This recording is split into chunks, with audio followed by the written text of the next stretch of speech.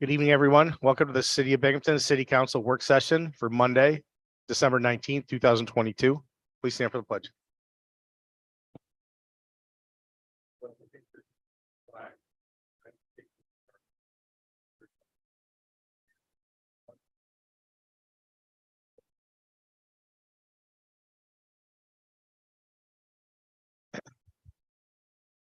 Mr. Clerk, could you do a roll call for us, please?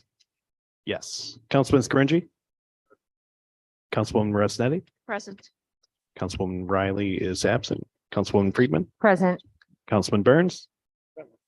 Councilman Scanlon. Present. And President Strong. Present. That's 6 here, 1 absent. Riley.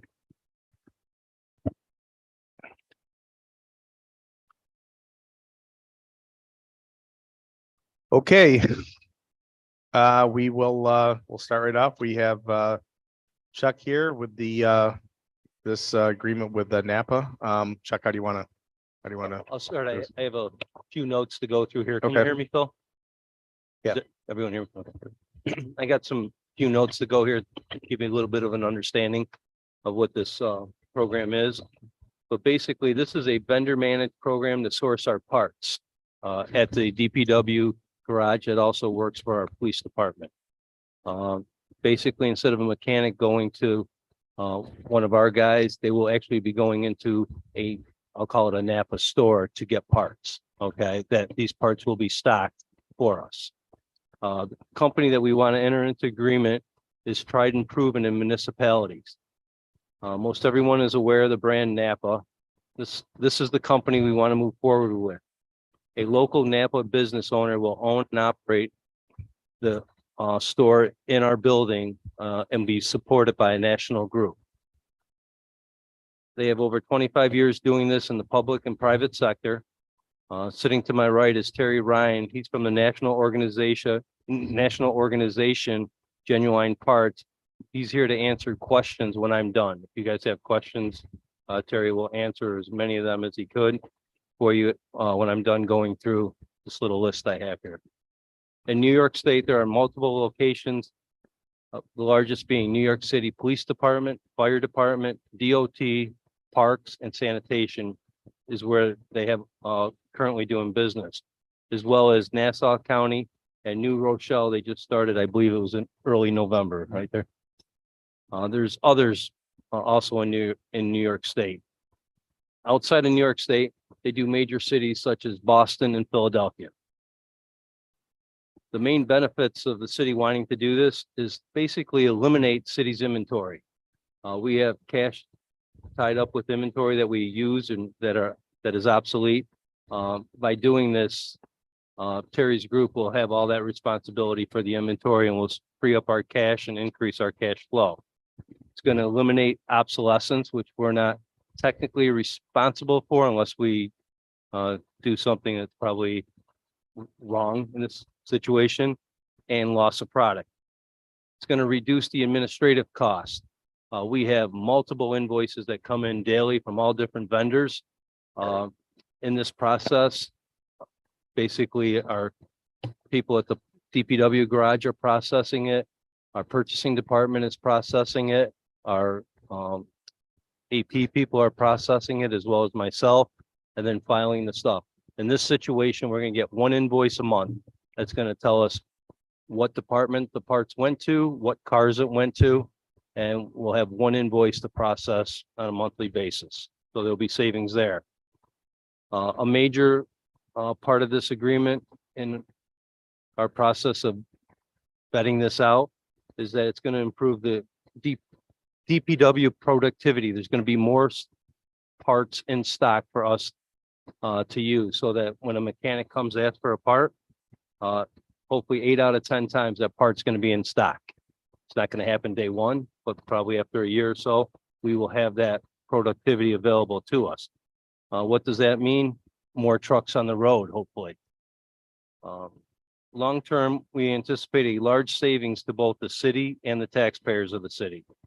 Some of this will be seen in dollars and cents, and a lot of it is going to be seen in efficiency. It's hard to document all this paper flow, what the savings is to the city, but I could tell you, if you sat in my office or Bernice's office, there's a lot of paperwork that comes through there, and A lot of it is related to buying parts every day.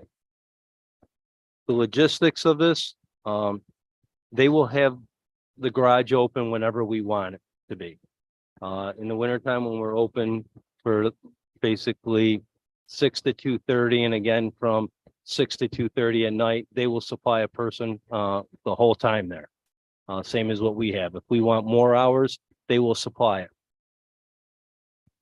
They will buy whatever parts the city wants, meaning that if we want to buy aftermarket parts, such as a NAPA brand, or if we want to buy a Ford part from the OEM, the manufacturer of that part, they will do what we ask them to do.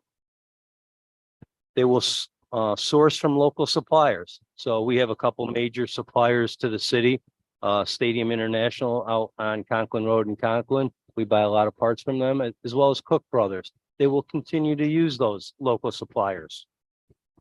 There's a 60-day clause that if this is not working for either party, we could walk away from it. We will get the use of their system and assistance and maintenance records, which is important to the city to make sure that all the vehicles are being properly maintained and we have all the documentation for it. We will get that monthly, and we'll be able to share that with the different departments. All current employees, which there are 4 that work in the city's parks department, will remain city employees in the Teamsters Union at the same wages they make today. Savings from this plan could add additional union members to plow snow in the future. That is one of the things that NAPA has found out through this process. The savings in some cities they worked at have been able to hire additional employees to do different things outside of being related strictly to the parts room.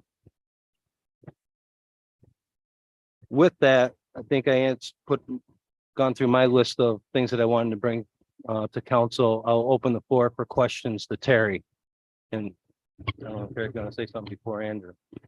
No, just thank you very much for the time tonight. I manage this program throughout the Northeast. I cover 10 different states. I live in Albany, and I've been managing this program for 17 years. I really work for the parent company of NAPA. The name of the company is Genuine Parts Company. So, open for questions. Councilman Scanlon, go ahead. Thank you, Mr. President. Chuck, you mentioned large savings. Give me a dollar amount. Give me a ballpark. I'll let Terry answer that. The total savings, both hard cost and soft costs, should be somewhere in the neighborhood of 25 to 30% of what you're spending now. On the acquisition cost alone will probably save you, well, historically on aftermarket parts, NAPA or other vendors will save you in the 20 to 25, 28% range. On original equipment parts, so Ford, GM, whatever it might be, will save you in the neighborhood of, could be as low as 2%, could be as high as 8%. Just depends on the mix and the type of part that we're talking about. But when you throw in as Chuck mentioned, the productivity, your total savings will be in the 25 to 30% range. And that's something we'll document for you on a monthly basis. Councilman Scanlon, right now we purchase about a little over $400,000 a year in parts. That was my next question. Thank you. Councilwoman Riley, go ahead. Thank you, Council President. So let the record reflect that Councilwoman Riley is here. Good evening, everyone. Good evening. Hello, thank you for being here. So as you know, we love to dig through contracts and ask several questions. Unfortunately, I couldn't meet with you before. But we do know that typically when we go into a contract with an entity, there are benefits for both. And when you quoted the $400,000 that we spend in parts right now, it's as a buyer without a contractual relationship. So we're paying usually the cost anyone else would, right? Typically. That's correct. Yes. So if the contract, it does mention that. Yeah, Mike's coming in. So- now. No. All right. Mention that we would be paying the product acquisition cost for non-NAPA products, and for NAPA products, we would pay the acquisition cost. Knowing that one, Jobber acquisition, all of the acquisition costs based upon supply and demand. We parts have gone up significantly.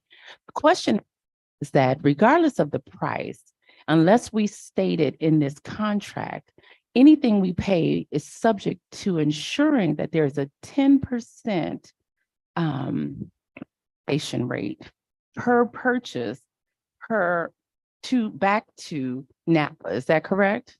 So the way the pricing works is that whatever our cost is, Mhm. you're gonna pay 10% above that cost. Okay. Okay, that cost, so if you're buying from a local parts store now, Mhm. that markup is gonna be somewhere in the 25 to 35% depends. range. Unless it's a local vendor, perhaps, that we have a longstanding relationship with. Local vendors or not, I'm 41 years with NAPA. In my experience, you're gonna pay, any municipality is gonna pay 25 to 35% markup. I seldom see it lower than that. There may be an occasion, okay? What I'm saying is that with this program, you're gonna pay no more than 10% above our cost. But keep in mind, because of the size of our program and the size of our company, we're buying product much less expensive than maybe some of your local vendors. So 10% over my cost may be 20% below what the local vendor is. Perfect. All depends on the part. You're right. Okay, Okay. and then now, knowing again in this, I won't say post-COVID world because we're still amidst COVID, there have been shortages. Would this company prioritize the needs of Binghamton over the warehouse and the needs of the other stores that are also sourced from the warehouse? Oh, that's a great question. So the local business person here, Jace Volo is his name. He owns Volo Auto Parts here in Binghamton. He also owns 11 other stores throughout the southern tier. Okay. This becomes a separate store for him. Okay. And by contract, we need to stock a minimum of 80% of the product that the DPW needs on a daily basis. That fill rate, if you want to call it that, is tracked and reported on a daily basis. So regardless of what he's doing, what Jace is doing with his other customers and his other businesses, he has to keep a minimum of an 80% on demand rate on the shelf here. So if it's a product, let's say a transmission, and the lead time for that transmission is 4 weeks, Mhm. and he knows that, he needs to make sure he has left himself enough time to order that transmission, get it in, stock it on the floor here so that when the DPW needs it, it's here. Perfect. Okay, now please clarify for me, who's responsible for that 80% overhead that's sitting for our needs? You have to have on stock 80% of our needs. Right. So Who's responsible for that? Jace is, the Okay. local Napa Auto Parts store owner here will own all of that inventory Okay, until we decide to until you need purchase it. So in our monthly invoicing process. you get billed for nothing until you actually request it and hang it on the vehicle. Thank So you. all the investment is his. Okay.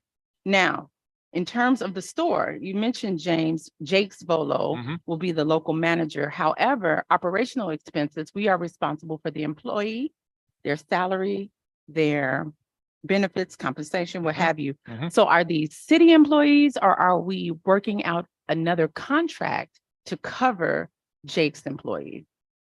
It's the same contract that you're looking at now. It's actually it would be one of Jace's employees that would be in the parts room, Okay, in our parts room locally. in your DPW parts room. So he would report to work every day at whatever hours the DPW garage needs him. Just like you'd be reporting to one of Jace's Napa stores. Okay. Now, are we moving someone for that spot? Will we be transitioning potentially employees that are working in that role now to other areas? I think you alluded to having extra truck drivers, but listen, I'm a parts person telling me now we will potentially move.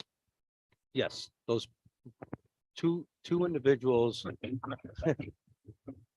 two individuals will go back to their old positions at their same salaries that they're at today. They're not going to be reduced in salaries. They'll go back to the old positions, which I believe are drivers.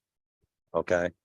One individual, we still need somebody to handle the water and sewer facility. one individual will go over there. The fourth person, which is a driver that goes around and picks up parts, that is still up in the air, although I think we have a plan for that, but I don't want to say it until I talk to everybody on it. Okay, because as you know, we support the employees of the city and we don't want to move into a contract where you're potentially, We're not, there's no intentions of reducing any of these people at all. And on top of that, I will say that earlier this year, the city added 2 Teamsters positions for ARPA for the code enforcement type situations. different part, but I mean, we Sure. get it. As you know, we supported those 2 additions Yes. and we wanted more code whenever. So did Okay, the so mayor, we, so did I. We were told. We think it's the right thing. all right. So, in terms of the invoicing, I know, again, we mentioned that we would invoice once a month based upon the needs of DPW, but we would then, this is more for Chuck. We would then still continue to encumber funds based upon our previous spend patterns for the budget line. Yes. Thank you. And then I don't have many more colleagues. Perfect. So, it says that also the fees billed will be set. So, that part in the contract is blank. So there's a fee that will be added to each monthly bill. Is that correct? So the way the program works is every part you buy, we mark up 10%. Okay, that 10% becomes, as it says in the contract, our contractually guaranteed 10% net profit. So that markup of 10% falls to the bottom line. That's my 10% net profit. Okay, what I'm missing in the middle then is enough dollars, gross profit dollars, to pay the operating expenses to be in your facility. I've got to pay the person, Mhm. got to pay benefits, insurance, taxes, all of that. So we bill you separately, same statement every month, separate line item. We bill you separately for those monthly operating costs. But there is a P&L, a projected profit and loss statement, a projected operating statement that we've previously delivered that tells you what those operating costs are going to be. We pretty much know what they are. I operate 45 of these in the Northeast now. So we have a pretty good idea what the operating costs are.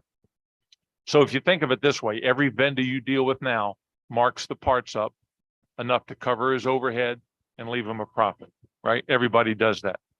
We do the same thing, but in this situation, I'm in your parts room. So I'm not paying rent. I'm not paying utilities. I have one person instead of 6 or 8. I have no delivery vehicles instead of 6 or 8 delivery vehicles. So my overhead is much less to be in your parts room and operate that store. Absolutely. And hopefully it will decrease time to access the parts we need and decrease. Very much so. Okay. And then, so my final thing exactly is that it does say here that we have the sample profit and loss statement attached. However, I don't have it. So if you can share We can that deliver that. as an exemplar, so we know what you're referencing, that would be great. Thank you so much. Thank you. Appreciate it.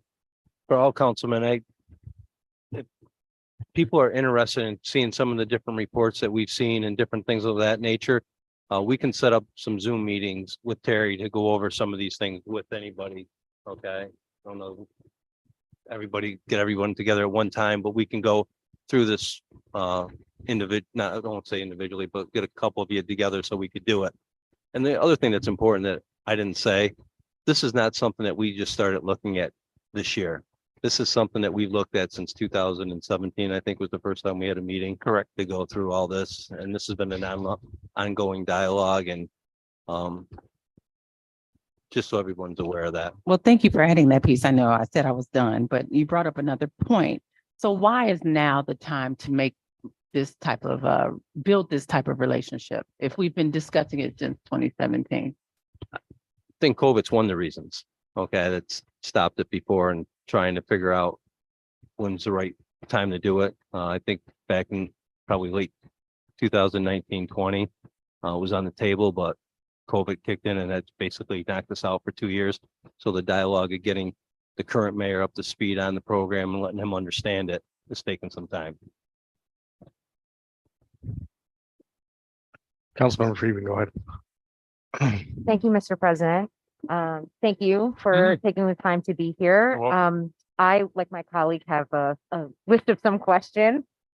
So my first question is, as we purchase parts today, you said there's multiple avenues that request would flow through, and with this contract, there would just be one invoice a month, which tells us where the cars and the parts went to. So I'm wondering, where is the oversight, I guess, or like who is authorized to make these purchase decisions within the city?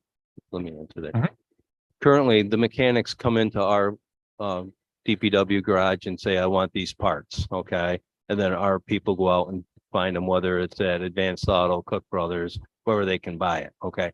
That scenario is really not changing. They're gonna come to the store and say, here's what I need, okay?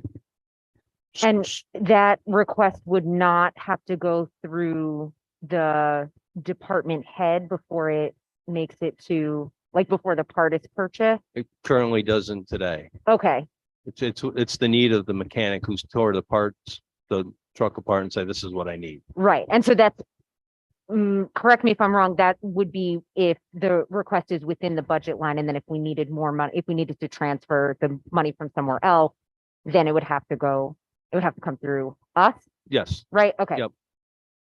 So, okay, my next question is there a precedent for this kind of relationship? Has the city ever had this kind of like proprietary sort of relationship with another company like this before?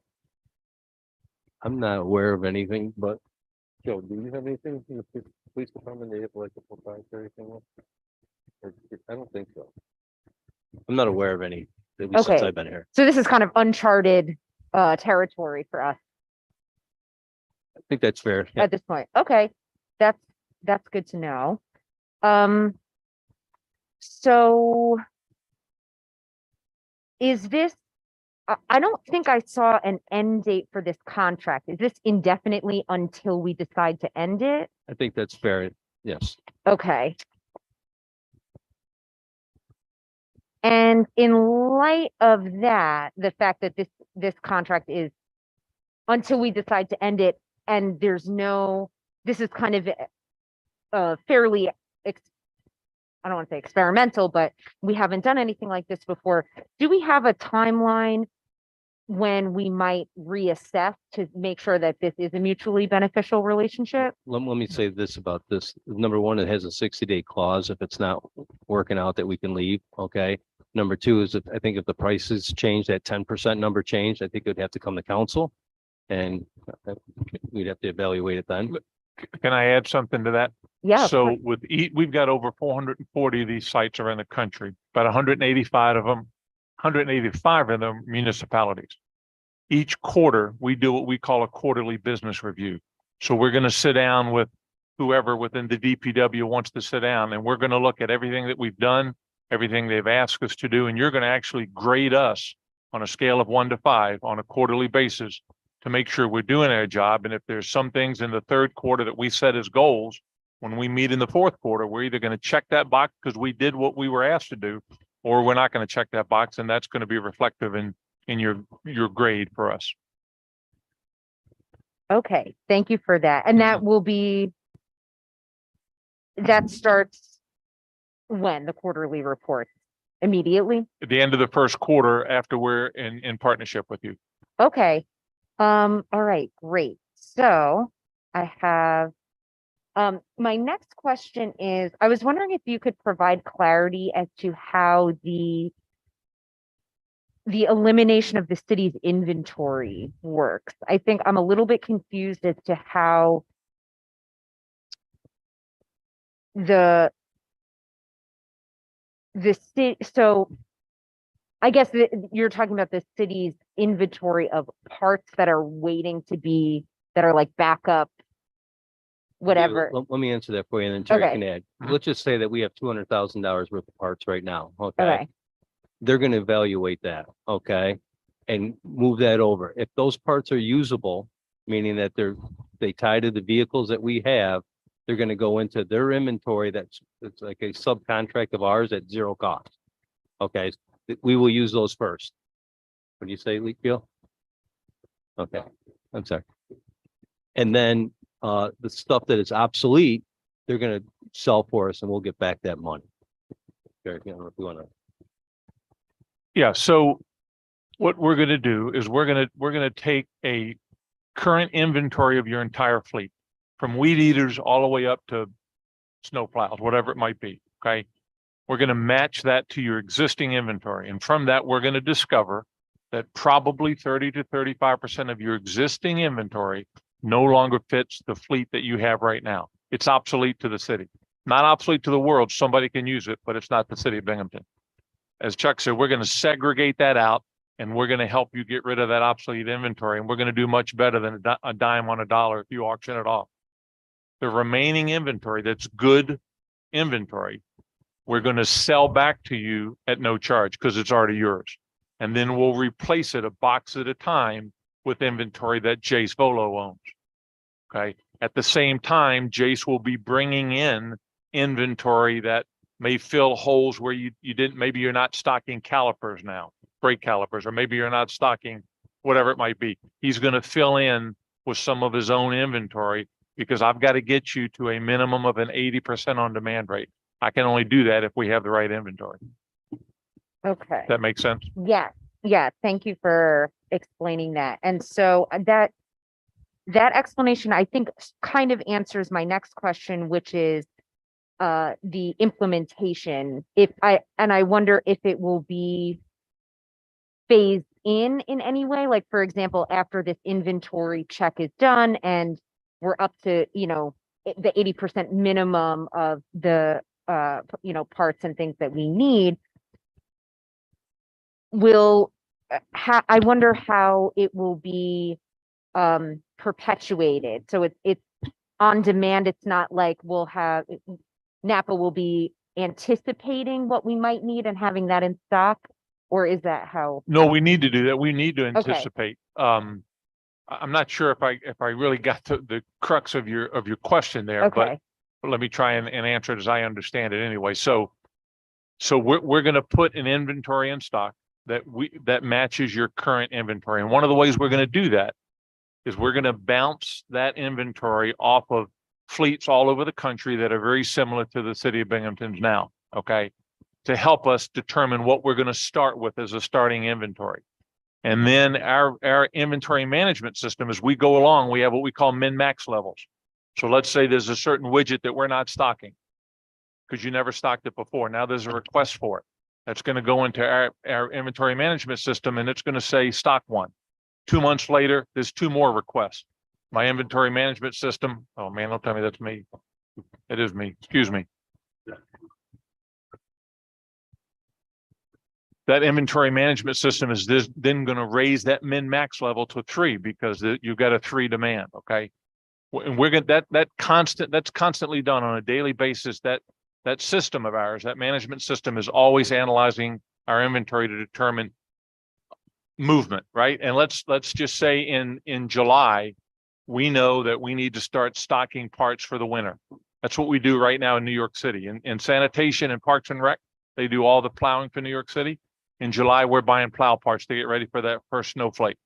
In February and March, we're buying beach rakes because they got to get ready for the spring and summer season. We would do the same thing for you, anticipating what you're going to need based on history. okay, yes, that does answer my question. That's all I have for now. Thank you very much. Thank you. Councilwoman Resident. Yeah, I did, but this conversation, a couple were answered. So thank you. I guess the only one would be, what would the support look like for DPW for hours outside of like normal operation, and holidays and emergencies, whatever Great that might question. look like? And that'll be built into the contract. Okay. So that any after hours, whether it's a weather emergency or it's just a vehicle that's got to be repaired and get out on the road. Okay. You will call our person in. There'll be a system set up. Maybe it's a 2-hour notification. Maybe it's whatever it's going to be. And that person would come in and open the parts room. So the parts room is always open whenever the shop needs for it to be open. If it's going to be an 8-hour weather emergency, then parts room's going to be open for 8 hours. I'll give you a couple quick examples. The city of Boston in 2015, we do everything in the city of Boston. In 2015, in 48 days, it snowed continuously. They got 120 inches of snow. Our main parts room never closed for 48 straight days. We were open 24 hours a day. In New York City right now, we have the largest FDNY facility and the largest NYPD facility. They are open 24/7, 365. So my parts rooms are open 24/7, 365. So we will be open whenever it's requested by the DPW or the police department or anybody else to be open. Thank you. Councilman Burns. Thank you, Mr. President. Yeah, thank you for coming down. Absolutely. For Chuck, now the storekeepers, how many storekeepers do we have now? We have one storekeeper at Water and Sewer. We have two at DPW, and I'm gonna call it a parts runner that's got a laborer's position that goes around and gets the parts Mhm. and does other things. And the storekeepers, you say they're not going to be laid off, Absolutely not. but they have worked their way into this position probably as storekeeper. I don't know, I mean, it might be the position that somebody's been wanting. They've had it for a number of years and now we're going to send them back. That's not 100% true. Okay. Let me. Going back to your timing. Person that's been there. We have two others that have probably been there less than 3 months. Okay, and the parts runner's been there a while. I don't know exactly how long he's been there, but he's been there for a while. So the timing of this, when we had recently, we had two people retire in the last year. From those positions. Now, if we are going to bring in a non-union person from the outside to do the work that the union people have been doing, why can't the union people work with NAPA? Why can't the union people work with your company instead of bringing in a non-union person to do the job that they've been doing? I guess I'd have to answer that by saying that the owner of that's going to be operating the store is not a union shop. So I don't think he would want a union shop in there. Is the union, is the union aware of all this? As of today, I know they are now. Yeah. Okay. Can I just add a little something to that question? Sure. You mind? When we own the assets, the parts, and it could be $500,000 worth of assets, we have to have our people in there to put 3 other people in there is overkill. You don't need, I mean, that's inefficiency. You don't need that many people Mhm. based on the spend that the DPW goes through right now annually. Mhm. You just don't need that many people. And does, Councilman Burns, let me elaborate off of what Terry just said too. Part of the issue that we have is that some of these people have so much vacation and sick time. We don't have this NAPA store can grab someone else from another store to help carry out if someone's on vacation or whatever. We have to have a person full time. Mhm. Okay, so what Terry's talking about is how do we handle all the pay time off that the employees have? Mhm. Okay, where we have to have 2 people there that some days it's really an overkill. On other days, it's the cover when someone Mhm.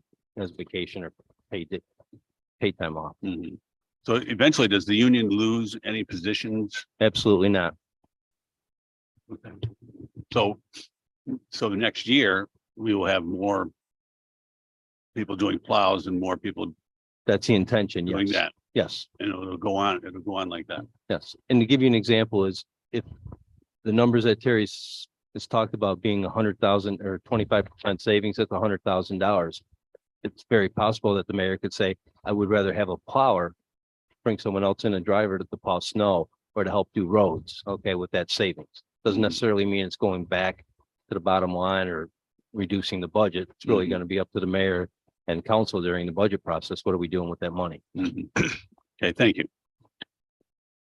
Councilman Scanlon, go ahead. Thank you, Mr. President. So where would you get tires from, for instance? Where? Yeah, We've got multiple contracts right now. We've got 5 national contracts. And through those national contracts, we would deal with McCarthy's, or we could deal with whoever you wanted us to deal with, or we would bring in some of the vendors that we're using, for instance, in New York City and use those. I mean, I can buy any flavor of tire you want, from Continental to BF Goodrich to, So in essence, what I don't like about this, we're eliminating the local vendors. no, you're not. We're not? No, not at all. So let's just say you wanted a Michelin tire, okay? I have a national contract with Michelin. In fact, this program is Michelin's largest customer in the country. So I'm going to go to whoever locally is carrying Michelin tires. I'm going to buy it through him. I'm going to get national pricing because I've got a national agreement. I've got a bunch of national agreement, but I'm going to buy it I'm always buying it through the local vendor. So you're talking snowplows, blades, they're gonna be bought locally? Absolutely. Okay, all right, thank you. I misunderstood. Thank you. Again, by contract, I have to buy wherever you tell me to buy. My job's to bring you options.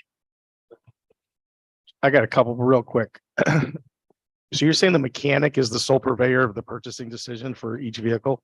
Yes. Then how does that correspond with any warranty or any, like what if he's buying 4 of the same part for the same vehicle in a short period of time? Who would say, wait a minute, you shouldn't go through that many of whatever on the same vehicle? There's got to be some kind of a control mechanism from which vehicle and how many parts are going in there, or the mechanic could just Bill, start buying parts. Going to be honest on that. That's a great question. And the answer to that question is we really don't have a good mechanism in place.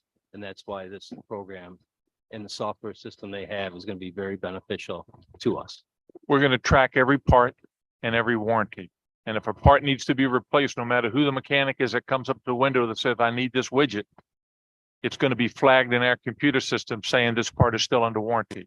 So you're not going to get billed for that part. And I'm going to go chase my warranty credit back from the vendor. So the system or the score or the person is going to track that, or the computer will track that, and will know that it's from the same vehicle or just by when it was purchased, the time frame that. Yep. In fact, that we developed that part of our system specifically because of NYPD and FDNY, because over 90% of what they use is original equipment parts, Ford or otherwise. So we had to develop a mechanism to track all that warranty inventory. And the warranty's the same as it would be, or is it Sure. different for? Sure. Yeah. And you get your warranty credit immediately. I chase, because I own the part, I'll chase the vendor for my credit, but you get yours right up front. And so taking that, we don't have a great mechanism that I can go out there and say, I should have all this liability on return parts that we owe. Okay. Their system's going to have that for us, and they're going to ask for those cores coming back Mhm. to make sure that we're getting credit for everything. I'm not saying that we're not right now, but we don't have a great system in place to do that. They have a tried and proven system that will work. Right. And I would hope it wouldn't happen, but let's just say if somebody did purchase extra, too many stuff for the same, with the system, what if it wasn't a warranty? Let's just be honest. What if it was, why do you need a third of whatever for that vehicle? It should be fine. You're not returning anything. You're not, how would it catch that? I'm just being honest. There's no other mechanism for a theft or a fraudulent use of the part or something like I that. mean, in today's system Well, just or in their system. right to track a part versus the vehicle that's going in. Like, why would you need, is there a mechanism for that? If it's not a warrant, no, let's just be honest. What if a mechanic was, hopefully it doesn't happen, obviously, but I've seen it happen in other businesses. We do not have a good system in place to track all that. I'm being honest. So is there We- something we need? We've been maybe looking at a new software system that would assist us with that, but we haven't purchased it. Okay, but our current system is not sophisticated enough to help us do everything that we need to do. Right. Because that's the only thing I can see is the person's buying from the store, but they're not actually buying. They're just saying, I need X, and they're just getting X. So I'm just, I at some think point, Their system is going to flag us if something looks inappropriate or looks like, let's say B206, whatever that is, as 6 brake pads done this year. Why? okay. Even down to the point that if you've got a person that's using 3 times as many gloves as someone else, or 3 times as many pieces of eye protection or whatever, that's going to flag in our system. We're going to come to somebody. And So we're you can at going least to, ask the we're going question. to report that. Councilman Scringy, go ahead. So oil filter X, we need it. John Smith puts in an order. I'm assuming with the inventory system, you have a record of oil filter and John Doe, correct? Right? John Doe made an order for oil to bam, stopgap shrinkage taken care of. Thank you very much. You can basically know who ordered the part, what vehicle the part went on, what date it went on it. Yeah. You're going to have, frankly, the one word that I use all the time is accountability. You're going to have way more accountability than any fleet does right now. Councilwoman Riley, go ahead. Thank you for that, Council President. But what I'm now concerned about is that you said we're not currently tracking appropriately. So there could be a potential that John Doe takes a rotor 3 times a week and there's no tracking of John Doe taking the three rotors 3 times a week. I'm not accusing anybody of that, but is that possible? Yes.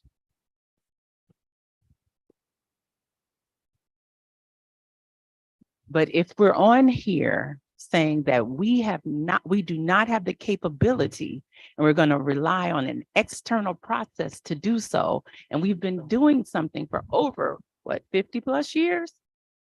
That's concerning. One of the reasons we're going this way. Been concerning to me for 8 years, and one of the reasons we looked at it back when we did. And I think this is a great program for the city of Binghamton. I think if I could get New York State Office of State Comptroller, because I talked to them about this, come publicly, I think they would say this is a smart move. Although I know they won't say that publicly. Okay. But if we wanted them to come in and do an audit, I'm sure they would. All right. Well, again, thank you for that. I do have another question. Did we talk about a timeline?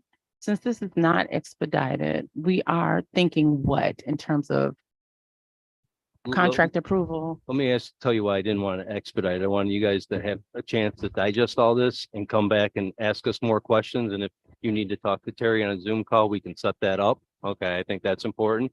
This is a big project for the Absolutely. city, no doubt. But even when we're projecting, we have a skeleton timeline that we're Well, thinking. Right, What so are you thinking? if you approve this on the January 11th time period, it's going to take them roughly 6 to 8 weeks, Terry, before. 60 to 75 days with the signing of a contract, because we've got a lot of back end work we need to do with your inventory to get it right.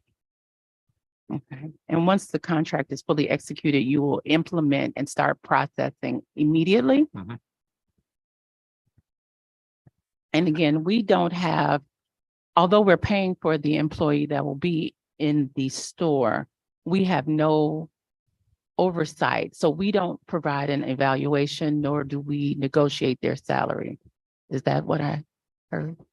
Well, you do have evaluation because we have a quarterly For the review. entire process, but not for that employee's performance particularly. Well, yeah, you do actually, because you're going to have one person.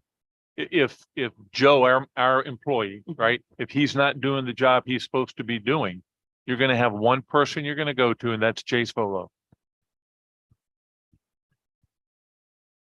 Thank you.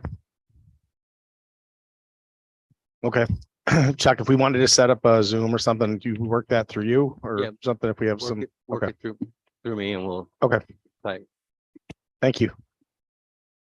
Thank you.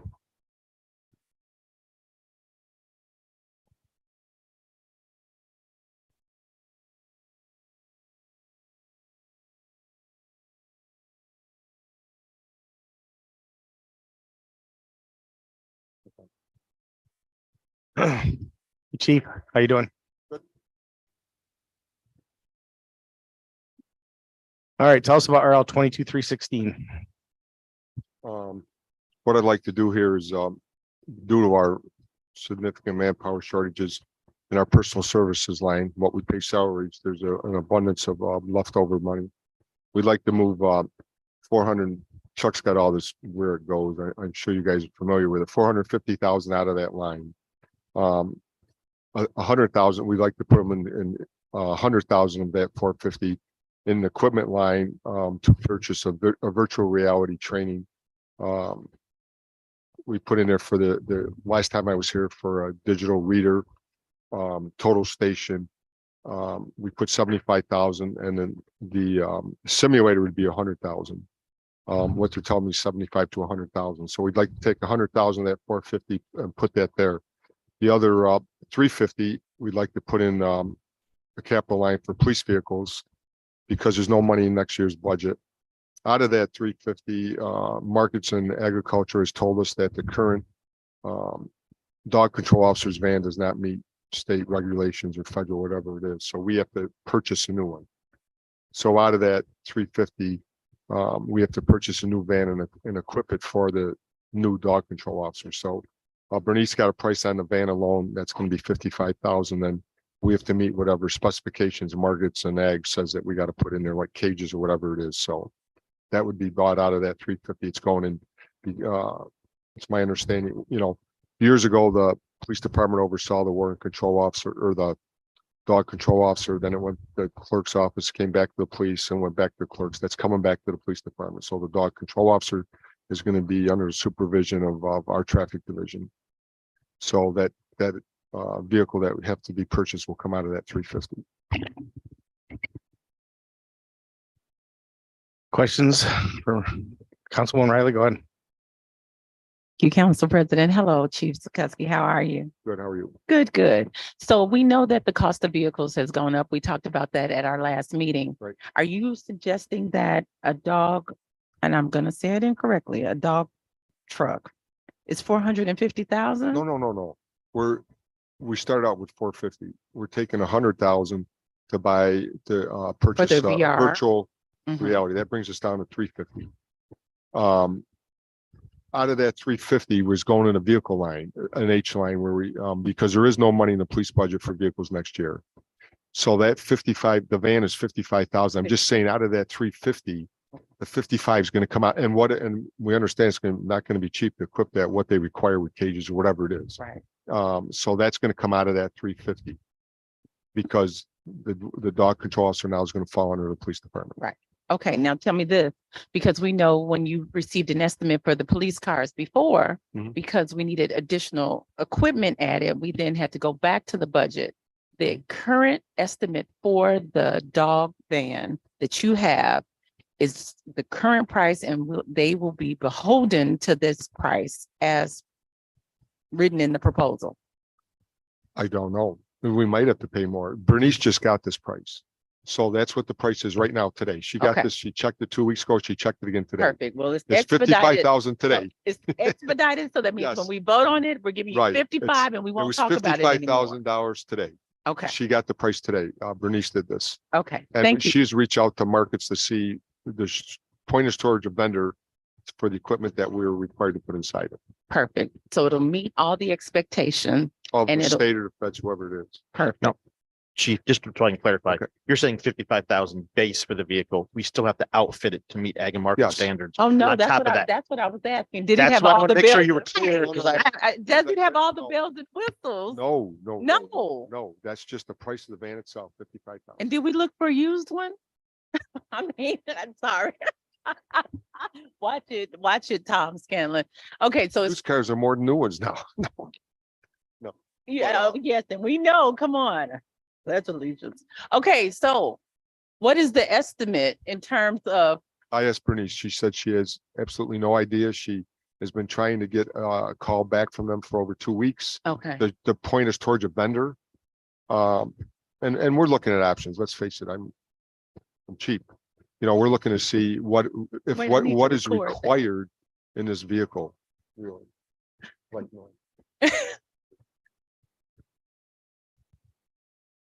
if that's acceptable.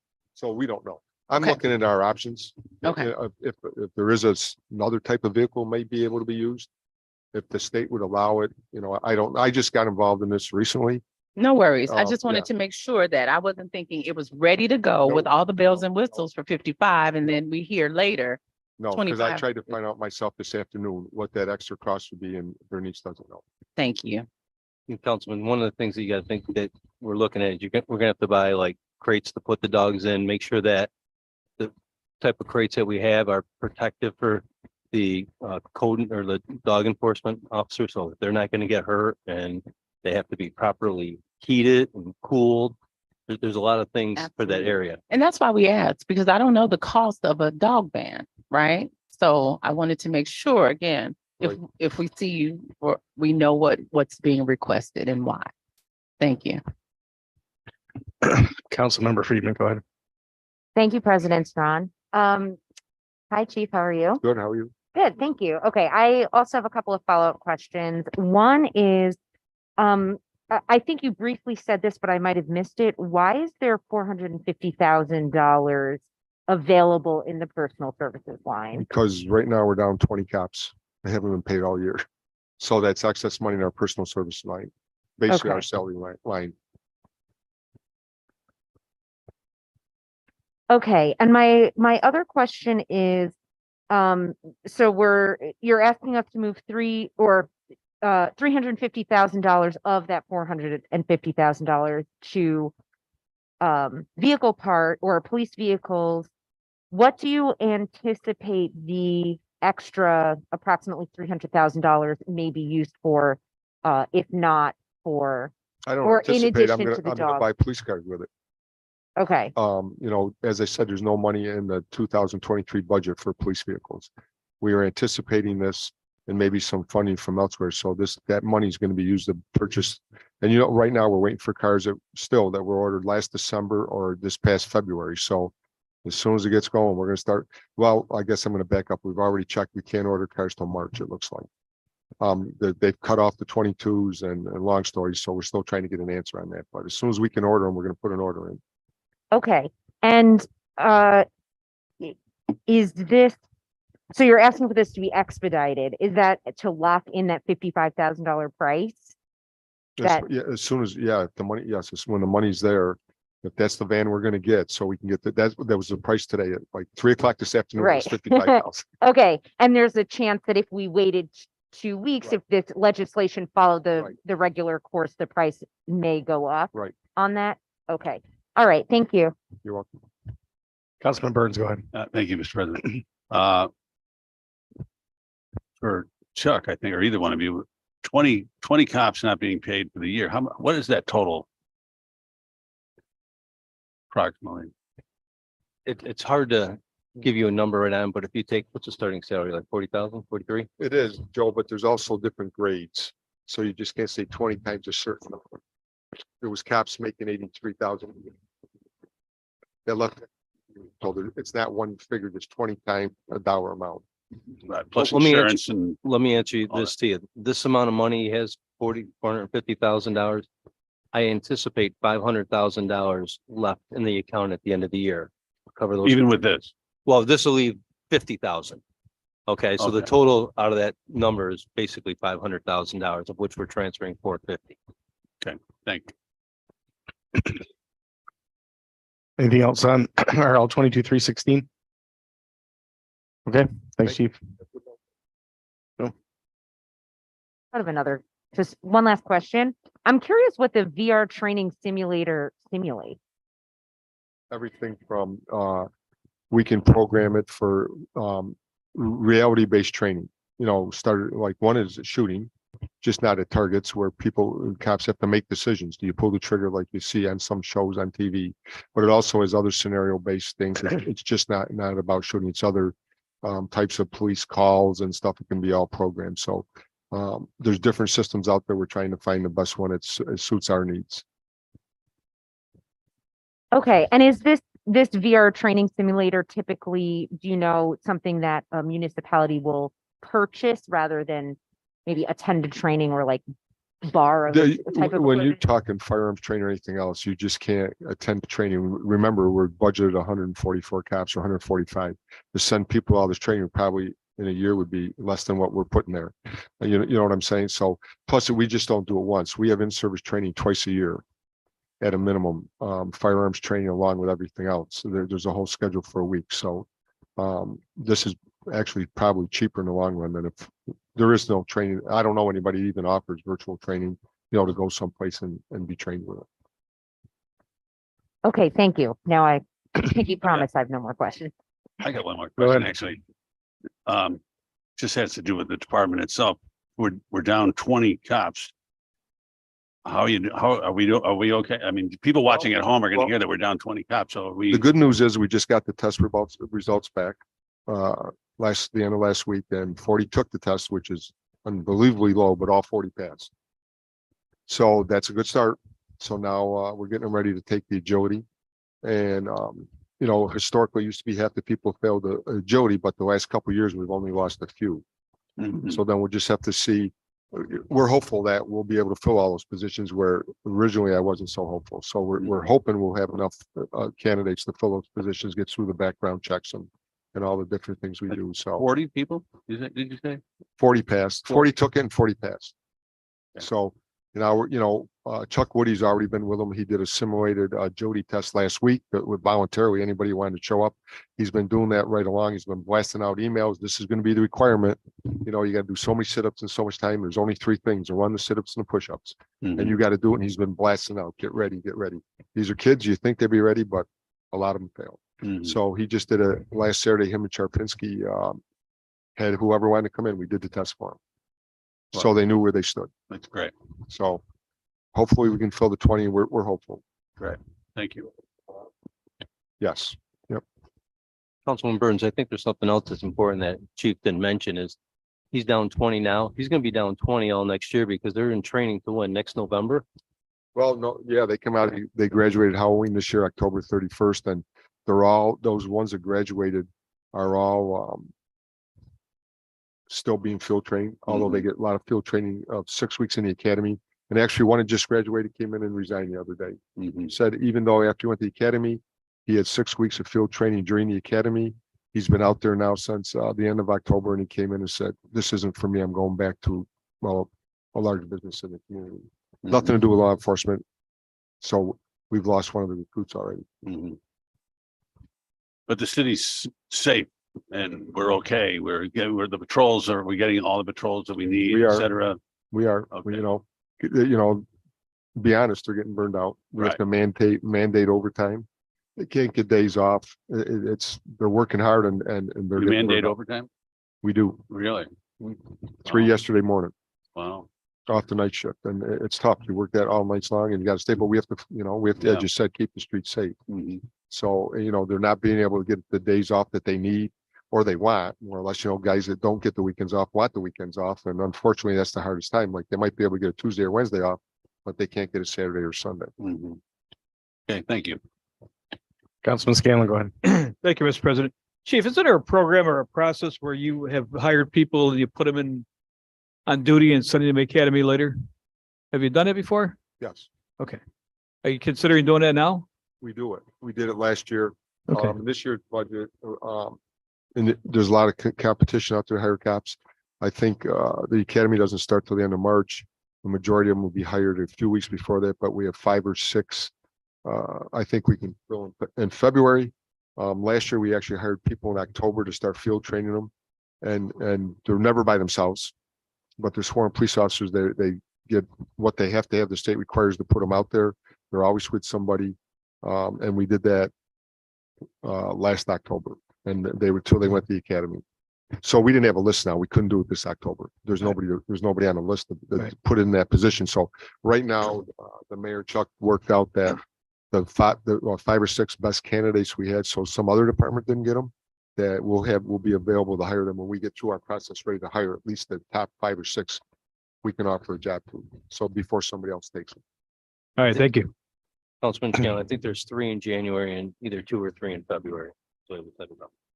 Yeah, there's so there is 3 in January and there's like 3 or 4 in February.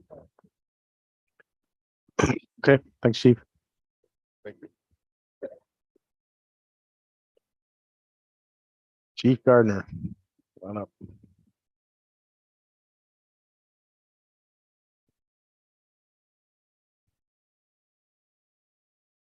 How you doing, Chief? Good, how are you? Good. Tell us about RL 22307.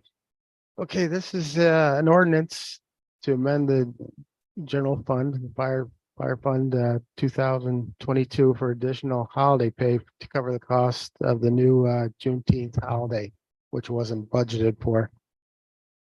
And we're gonna move money from personnel services, firefighter personnel services, and the police fire retirement system by 50,000 and 60,000 respectively for a total of 110,000. Okay. That's just for Juneteenth. It's 110,000. Yeah. Yep. Holiday pay. Any questions? Councilmember Freeman, go ahead.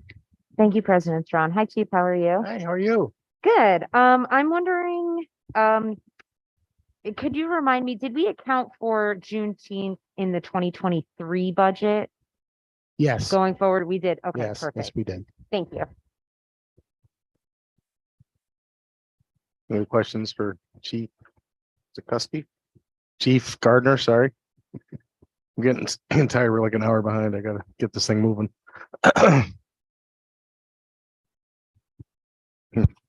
Route 22307, anything else for Chief Gardner?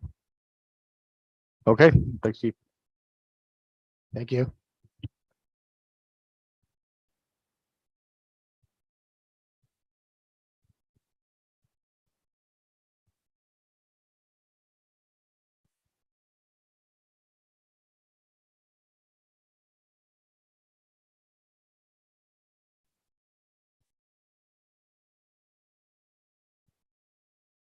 Hey, Dan.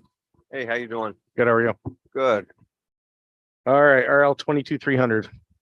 Yeah, that's another transfer for overtime. I seen the weather that was coming up this past weekend and this weekend coming up. So it's basically just a safety net to make sure I got enough to cover all the overtime costs for the end of the winter.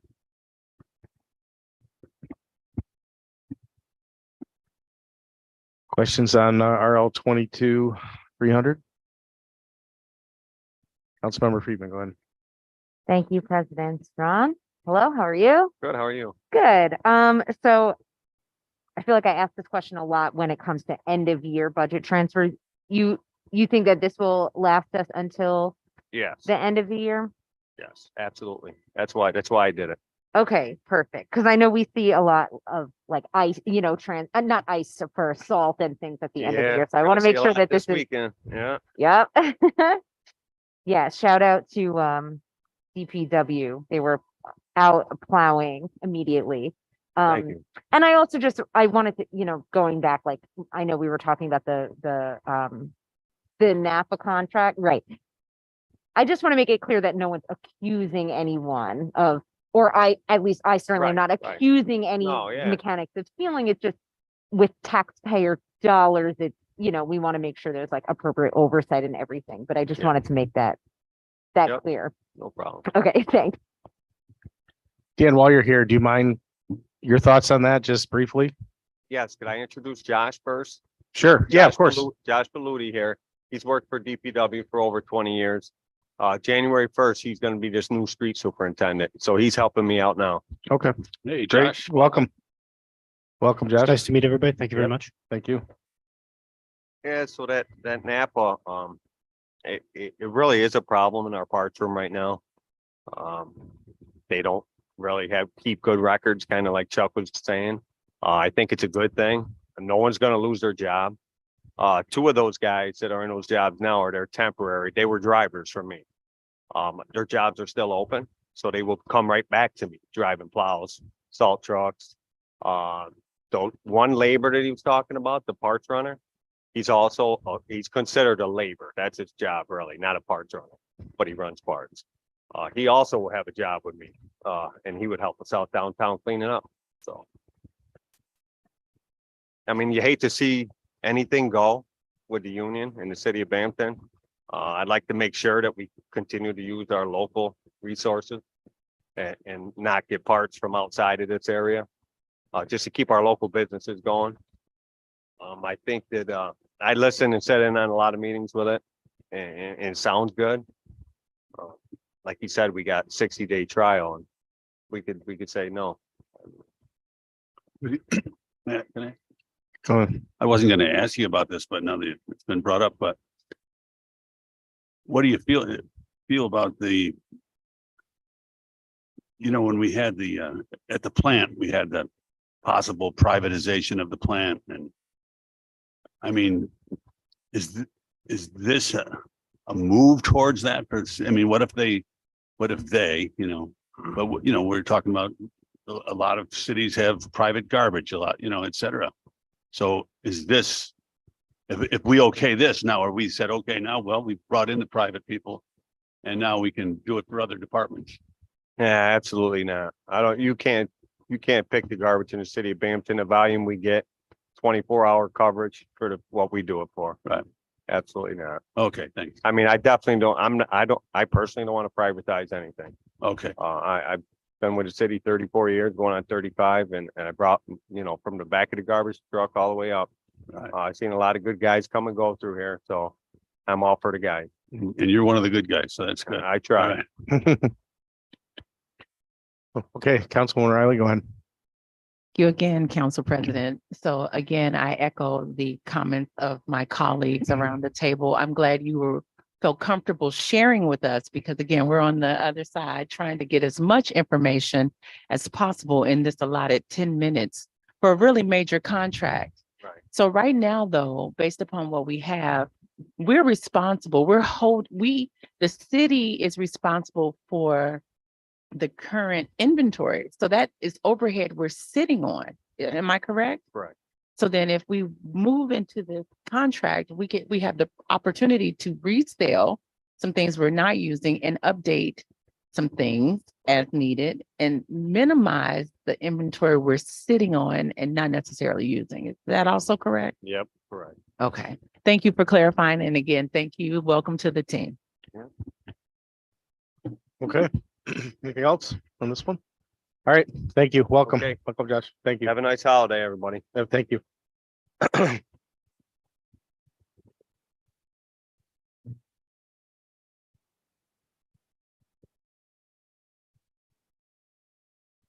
Hey, Pat, how you doing?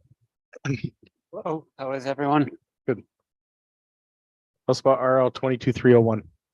So this is now that we're coming to the end of the year to transfer money from our rec services staffing to our lifeguards. We went over budget this year. Every year when we build our rec services and lifeguard budget, put everything in a big spreadsheet. It accounts for every hour we're going to be open if we're fully staffed. Then bring it to Chuck. He chases me out of his office with a yardstick because it's way too high. After that, we figure out, kind of look at weather, how it's supposed to be, and we remove some of that money for weather closings. Obviously, this year it didn't rain at all, so we ran over on lifeguards, but now it's the end of the year, I have money left in the rec lines to transfer. Questions, comments for Pat on RL 22301?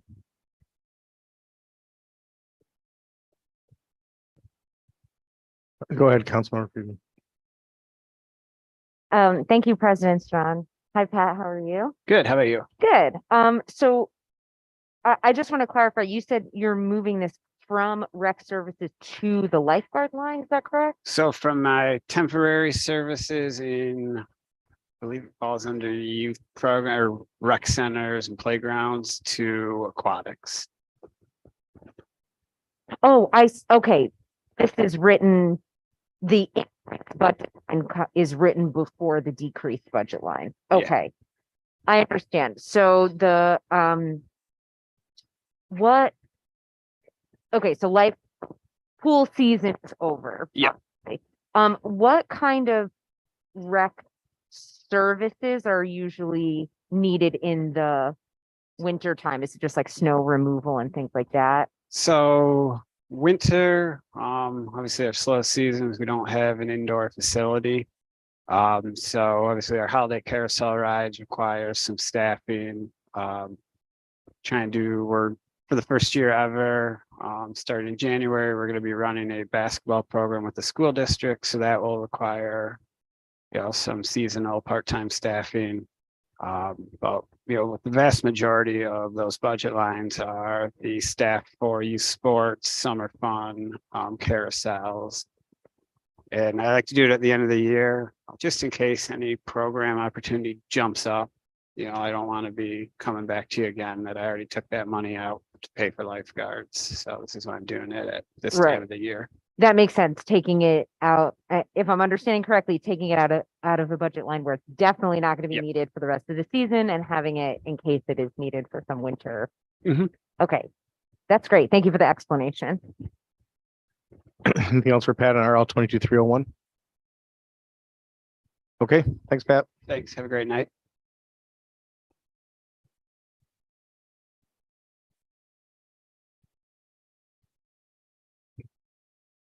Hi, Sarah.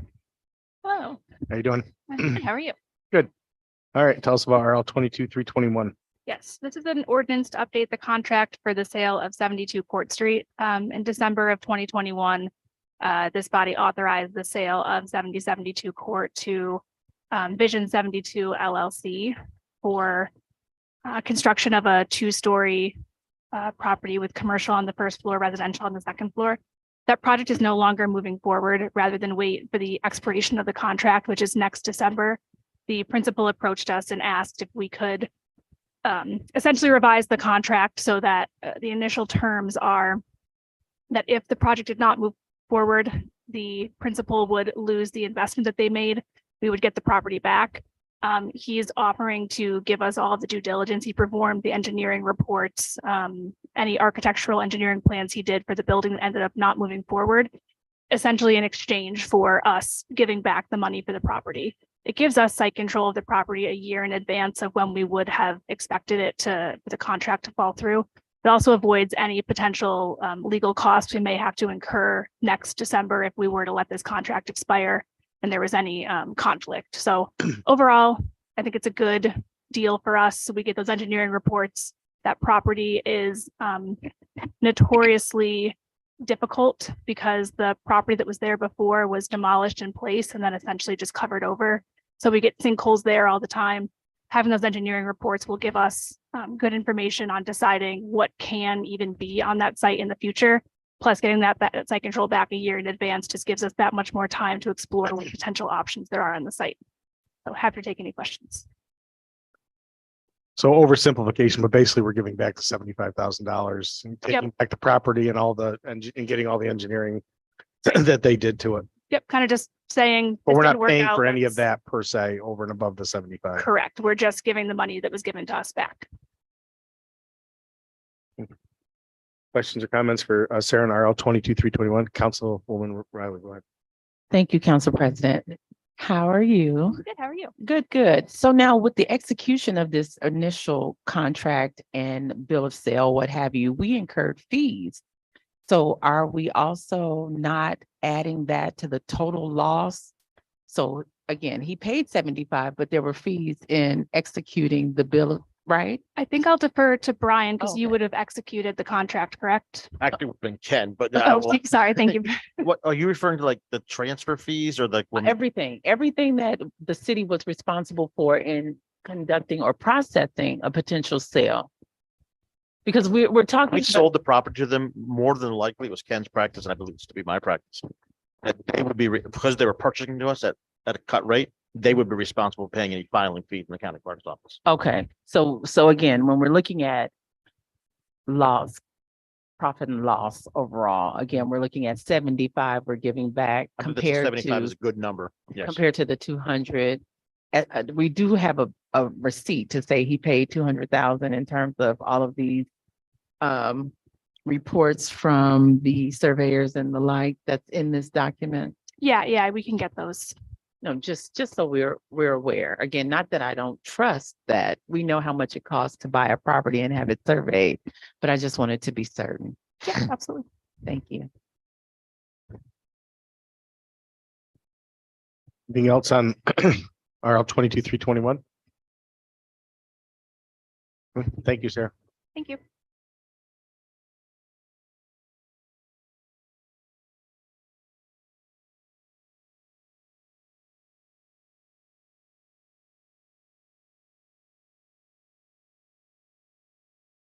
Hello, hi Billy. How you doing? Good. Um. You can just kind of step down through and then we'll just stop for questions along the way. RL 22-312. The first request is to increase the gas and diesel line for appropriations in excess of the budget by $9,000, taking it from the contingency line. Anything, any going. questions or comments on RL 22-312 for Billy? Councilmember Friedman, go ahead. Thank you, President Strong. Hello, how are you, Billy? Good, how are you? Good. I'm wondering why we need an additional $9,000 for gas and Well, diesel. what happened in this situation was, we have two very large generators at the plant. Mhm. They start up every Wednesday for testing. And, this year we topped them off. We didn't do it last year, so it wasn't budgeted this year. And that, came to about $7,000 or $8,000. And why is that not budgeted normally? Because it doesn't happen every year. It just, the last time it happened was 2 years ago. So this year we topped them off. Oh, I see. Okay, so I'm sorry, it's been a long Yeah. time paying attention to details of things, so forgive me. So you said the two large generators are started up every Wednesday for To testing, test, yes. but they were topped off for the first time in 2 years. Yes. And that's what, That's what the success amount is gotcha. for. Okay, thank Okay. you. All right. Okay, RL 22-313. This is to increase the water line by $20,000, and take it from the contingency line. This is, a result of the, excessive use that was used during the CN event. There may be a possibility that I come back again next month because I have not received the bill for the final quarter of this year. We did move back to using, effluent in the process. So it shouldn't be as much as we've had to pay in the last, 2 quarters. But like I said, I don't know what it's gonna be when we get the bill. Questions or comments on RL 22-313? Okay, go ahead, 22-314. Um,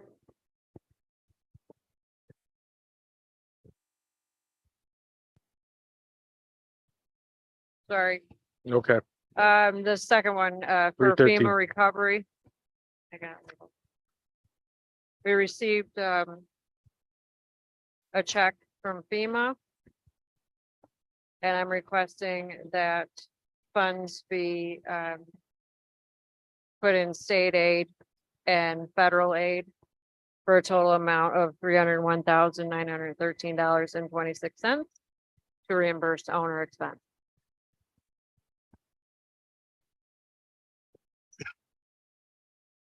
Okay.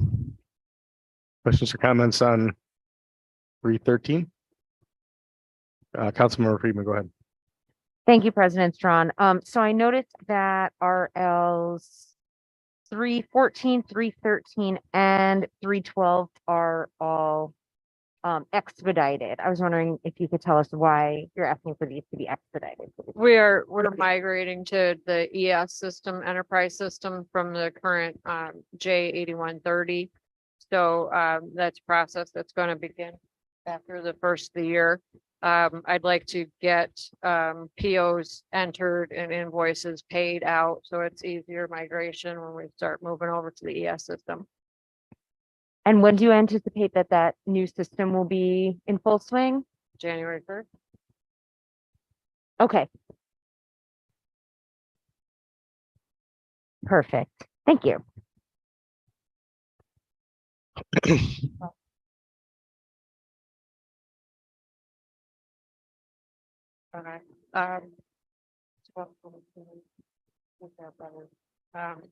We still have 6 projects left open on FEMA for a total of approximately $22 million. Ed's been keeping really close track of all of those projects, so he has better answers for you if you have any questions regarding FEMA. Okay, RL 22-315. My final request is actually a change to the budget, 2023 budget. I don't need it expedited. I just wanted to bring it forward because I'm requesting that, if possible, the position change can occur on January 1st. If I have to retro, that's a possibility. That'll be fine. I'm requesting that we defund an operator 3 position to fund one operator 2 position. Operator 3 is a higher salary amount and benefits, so the excess will go to our salary adjustment line in the amount of $55,292. Billy, can I ask a question? The first three, 12, 13, and 14, those are amending this year's budget. 22, yes. Yes. This one is amending next year's budget. 23, yes. Just, you should be aware. Yes.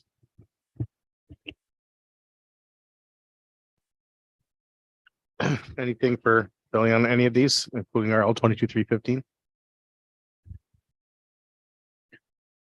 Councilwoman Riley, go ahead. Thank you, Council President. We received an email. We were CC'd on, I don't recall what RLs those were asked that we expedite that may not have come through as expedited. Those are the next group. Okay, okay, That's thank okay. you. And we did update that. What's that? Did we update the documents? No, because I don't know if we're gonna do that or not. Okay, So, but these ones are good the way they are. Yep. Yeah. Okay, thanks, Billy.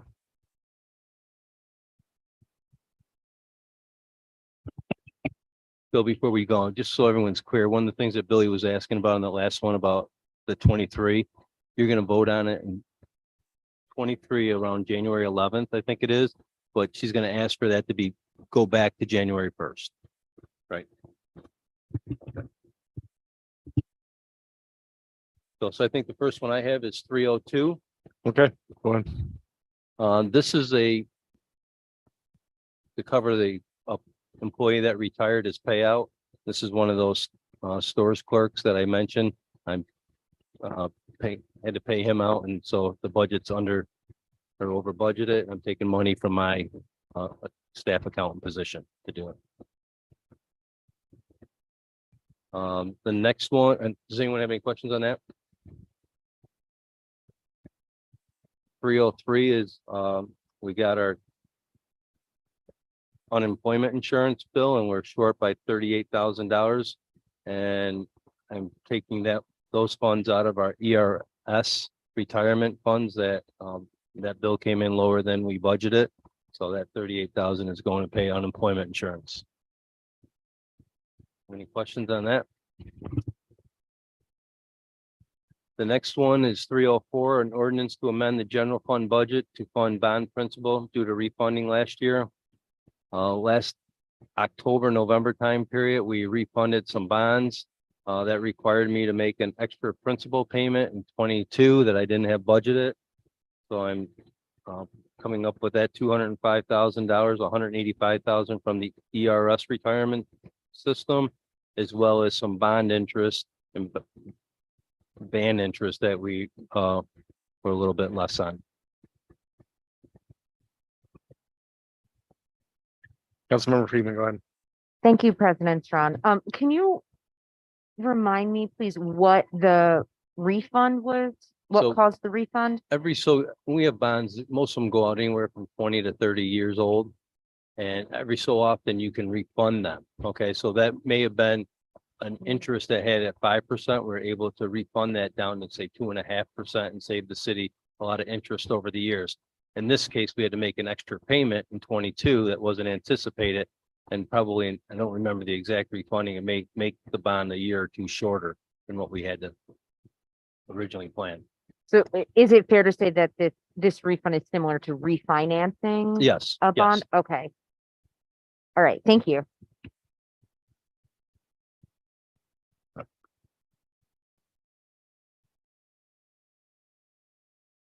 See, Kent's not here for 306. This is a ordinance to amend the general fund for various over budgeted lines in the personnel department. Basically, this is just moving money around in his budget to cover for legal ads and advertising. And most of that money is due to us trying to find people. As well as travel and training. We've had more tests this year than we've had to have in the past.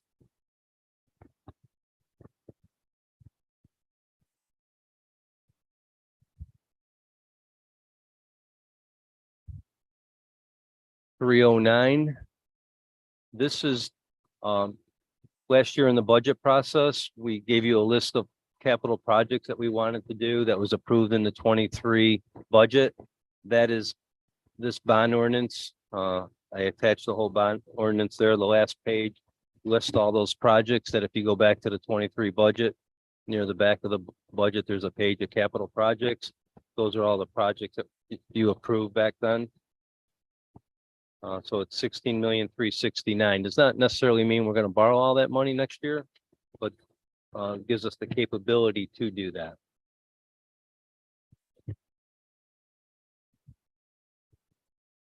Have any questions on that one? The next one is a new bond ordinance, a little bit separate, and I broke it out for you for one main reason. It wasn't talked about at the budget time, and normally whatever you guys approve at the budget, you automatically approve at the bond ordinance. This one was not. This is for the South Side Interceptor. I came back, I think in October, and asked for us to apply for a grant. Basically, it's moving the sewer lines away from the Susquehanna River on the south side by Conklin Ave. I don't know the exact location, but I can get that to you. The state has granted us a $2.7 million grant for this project.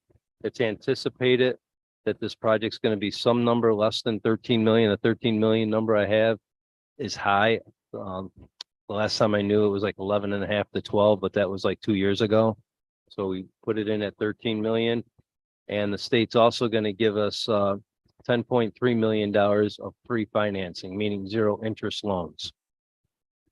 That may be a little catchy when I say that because altogether we got 22.3. Part of that goes towards the sewage treatment project that we're still finishing one more payment on, as well as this project. But after discussing it with them the last few weeks, they've agreed to up that number. It was about 18 million. They upped it to 22.3.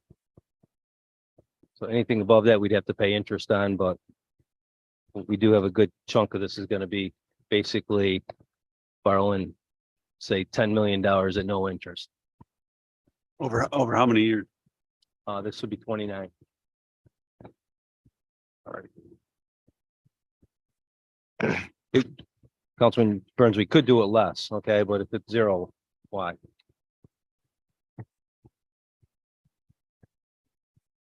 So we're all done with, before we get to the sewage treatment plant. Any other questions before he gets to that on the previous ones? Okay, go ahead, Chuck. Go, Councilwoman Riley, go ahead. I know we went through the two bond ordinances really quickly. I just want to, without making an assumption that we have not changed the items that were listed within, and that- nor have we changed the amounts that we approximated the for these budget. They're exactly the same amount that was budgeted that you approved. Okay, Okay. thank you. And that's on the last page. You can go verify it, but that's, I know.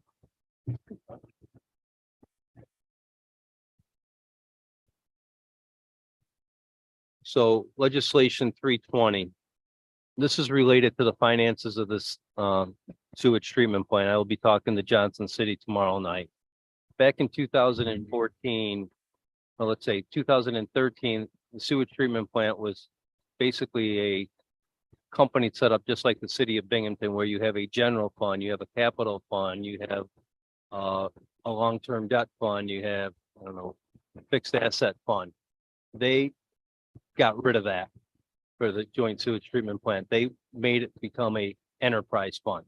That's how I have to report it every year and have been doing that since 2014. To do that, myself and another person that works in my office, Chuck Robinson, we have to go through a series of transactions to make it get to the end. And I will tell you, every year, it's problematic. There's mistakes that are made that we catch, okay? I will say that if I was not here, I don't think it would get done properly, okay? Or the potential for error is just great, okay? Taking all these funds, eliminating entries and doing all these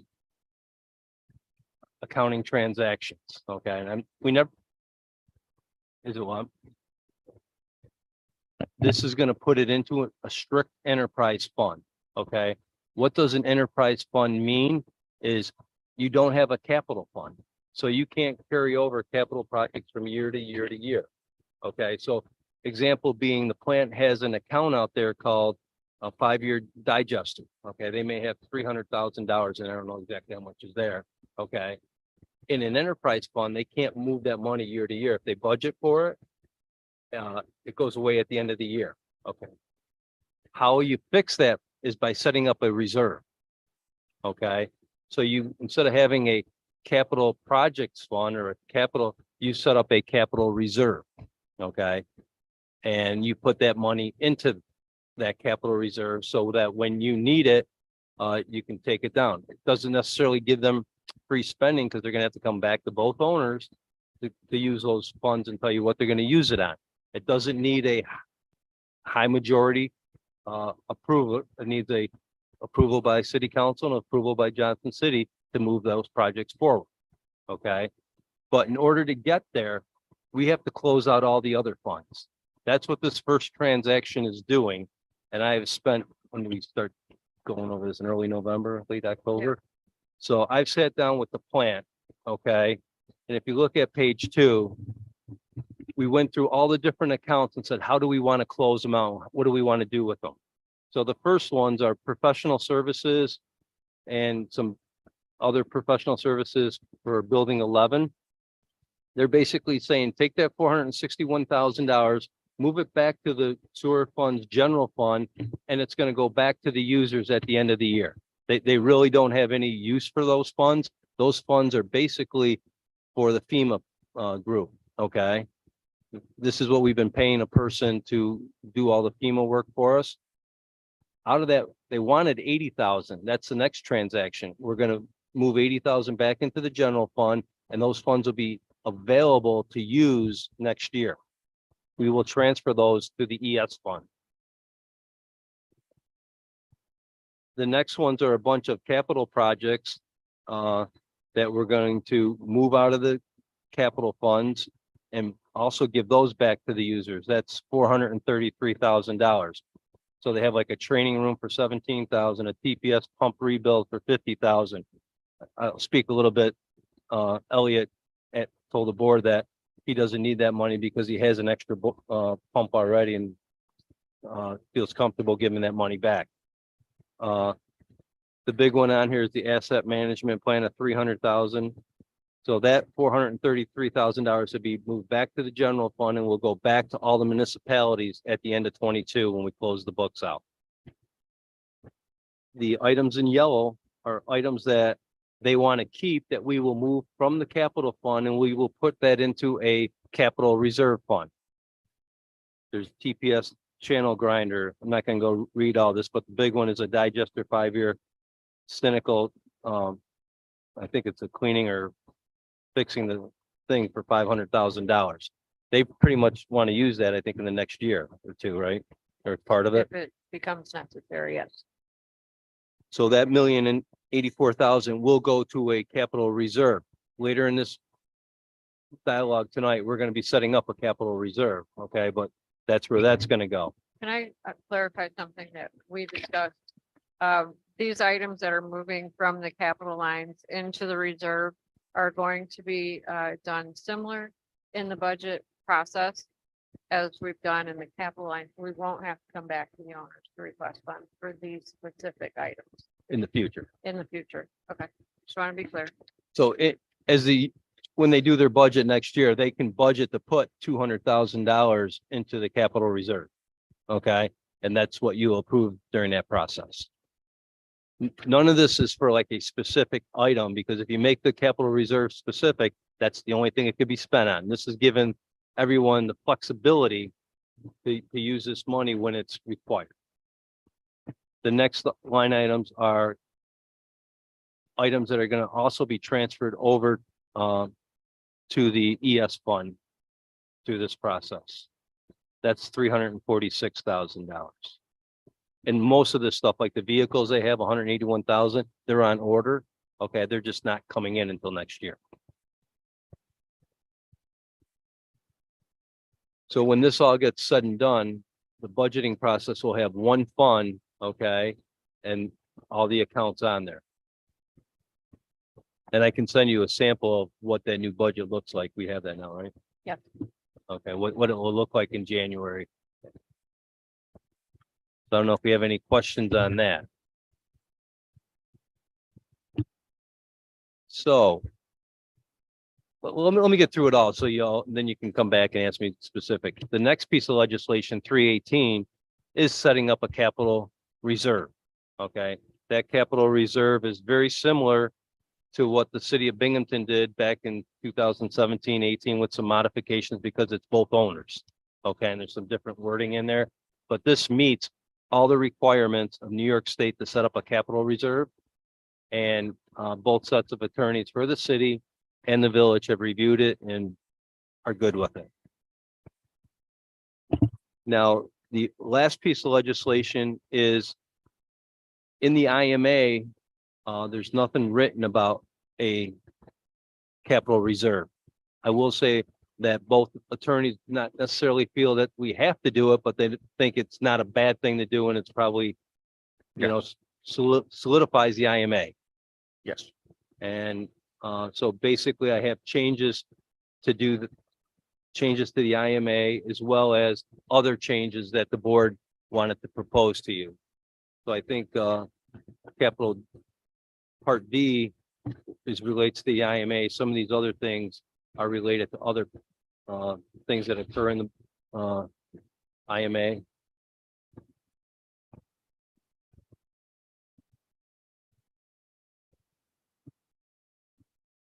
Now, going back to the email that you got from Ed, the first one really does need to be expedited because I need to make those transactions before we close the books on 12/31. The other two, are they absolutely necessary? No, because the books are still open and I'm not going to do the capital reserve. I have it all set up until sometime in the February time period. And I didn't ask to get it expedited because I knew Janine has so much stuff on her plate right now, getting all the stuff that we are expediting and for the agenda on Wednesday. Okay. I will leave that up to you. And if you want to talk to Ed about his email, feel free to, but that's why I did not ask it to be expedited because I know all the work that she's going through right now to get this.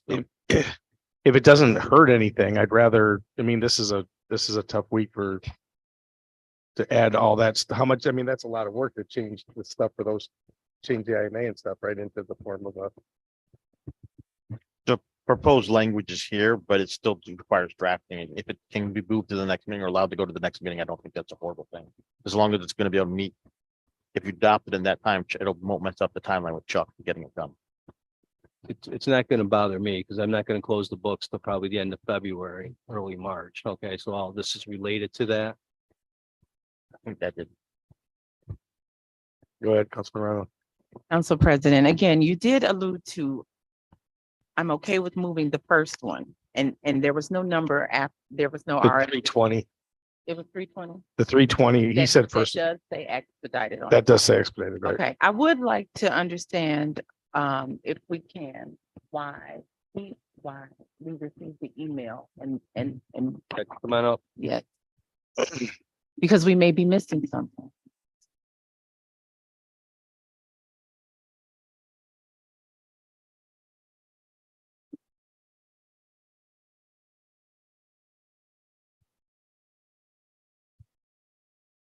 Thank you.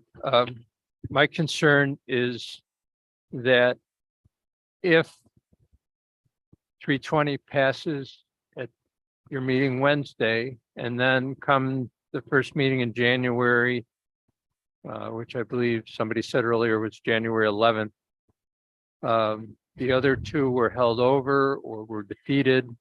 and then had to be reconsidered in subsequent meetings, there could be a real issue as far as being able to carry out this transition to the enterprise fund budget, which isn't our choice. We're doing this because it's a New York State requirement. And so from my perspective as being the finance committee chair for the Joint Sewage Board, I think it's important that this be considered a package, that it moves forward. If everybody's comfortable with it and it's going to move forward and there aren't going to be any hiccups or anything like that, then maybe everything will work out. But I've seen over the years too many times where in the legislative process, there are hiccups, and between the two municipalities, there has to be some negotiation.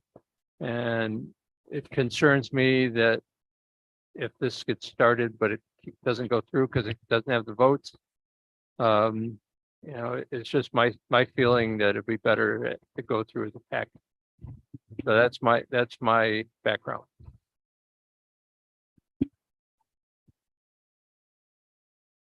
Go ahead. And we did discuss, Brian, you said you were a part of this process throughout in terms of the rewriting of the language that we have before us and comparing it to the New York State. You're not on. Your mic.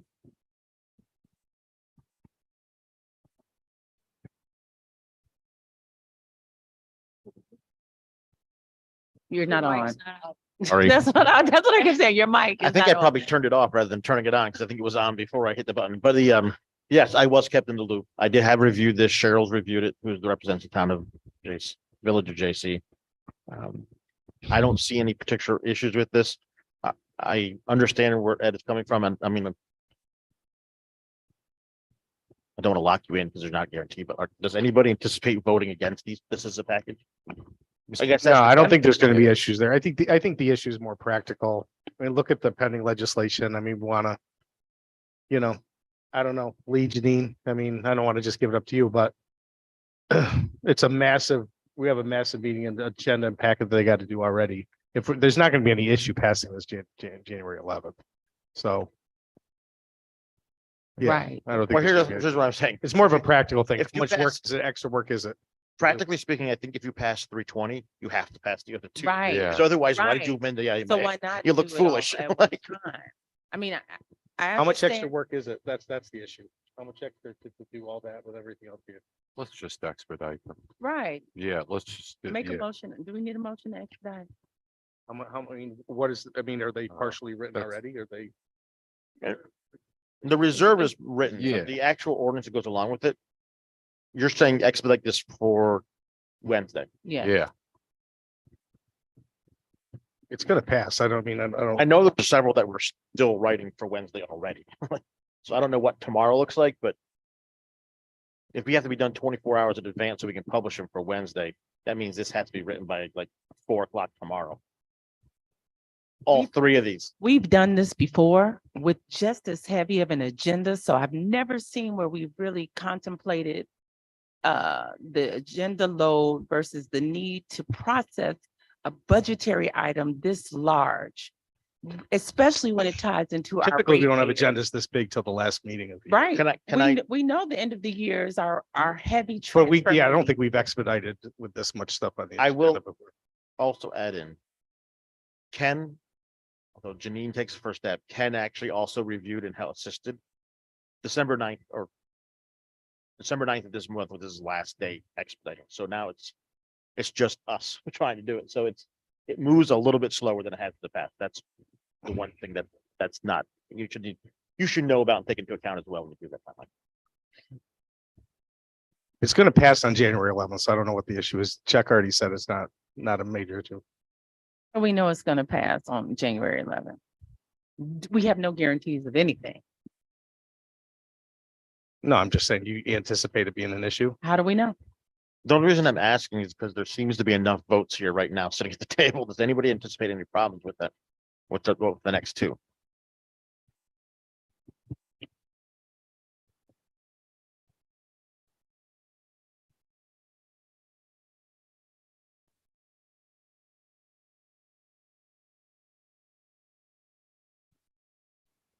Mr. President, can we, all right, may I propose, just so we can move on from this?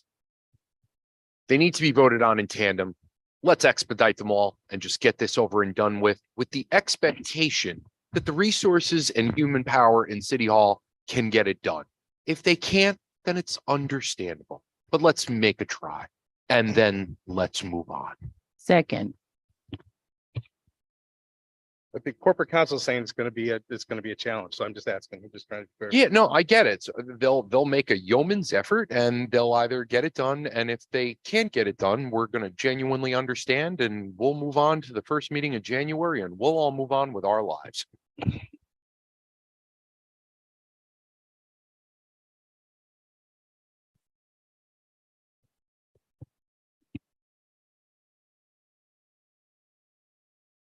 Possible?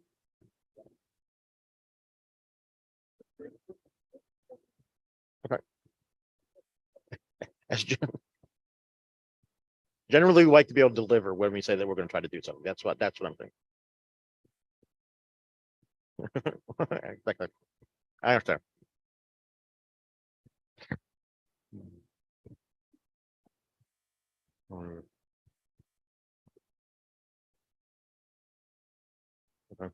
Realize it's Christmas week, right?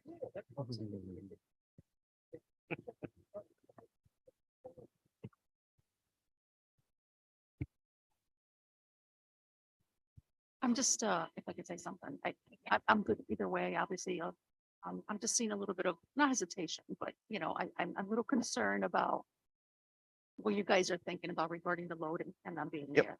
I'm sensing something and I've known you guys not long. Yeah, enough, because so it's not I'm just necessary. curious. Chuck Right, already right. told us it's not necessary, so I don't know why we're even Exactly. So talking just about this. put that out there that I feel like I'm picking up on something and I want to be very mindful of that. Okay. And I would say let's wait if it's not necessary, but again, I will support whatever. Sorry, Gio. I'm looking at it, I'm like, look, I know. I'm thinking of the pressure then to, I know, but you know, when you have a deadline and you make a commitment, you feel like you have to make it happen. And I know you guys will do the best you can, but I don't want them to feel like they absolutely have to or let anybody down. And I'm just being. I guess mindful. that's what I'm going to tell you is that we will try to get everything else expedited done. If this doesn't get to it, I will try to send out an email to you letting you know it's not going to happen. Oh. Okay. Please feel free to do so, okay? Okay, right. Okay. Okay, thank you. All right, let's move on. Say what? I'm telling you. Hmm?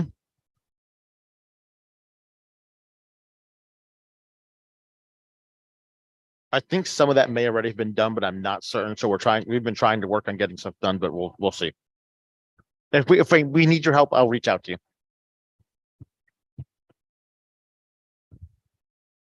Okay, RL 22305, Brian. Yes, 305. As you may know, we've had a opening in the First Assistant Corporation Council line for some time now. I think Sharon came back and like took a couple weeks of it, but we need some more money for the cost of temporary services, basically to fill in those gaps. And so we're proposing moving $1,200 from the personal services first assistant down to the temporary services. Any questions for Brian at 22305?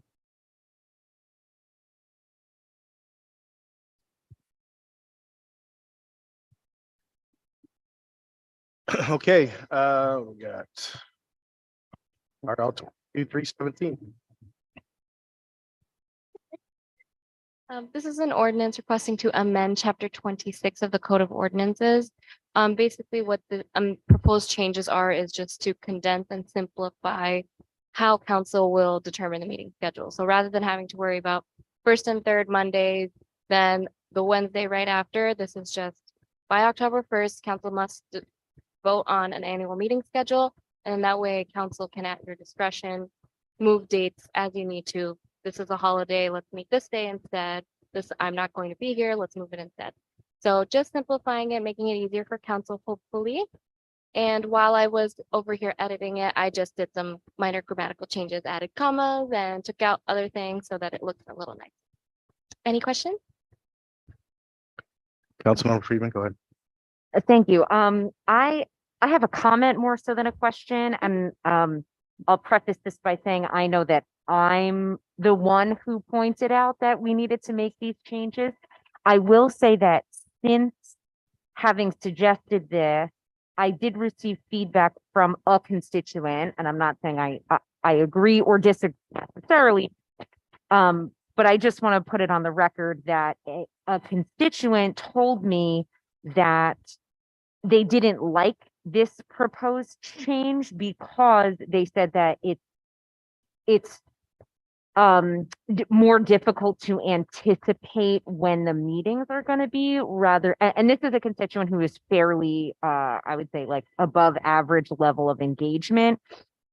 And they were saying that they liked when it was the first and third Monday and Wednesday because they knew exactly when the meetings were going to be. Now they're like, this is a step that we're taking that makes it more difficult and unpredictable to participate in the government process. So I just wanted to honor what that person told me and say it on the record. Not saying I agree or disagree. Again, I was the one who the code needs to change to reflect our meeting schedule, but I just honor that piece of feedback that I got. Thanks.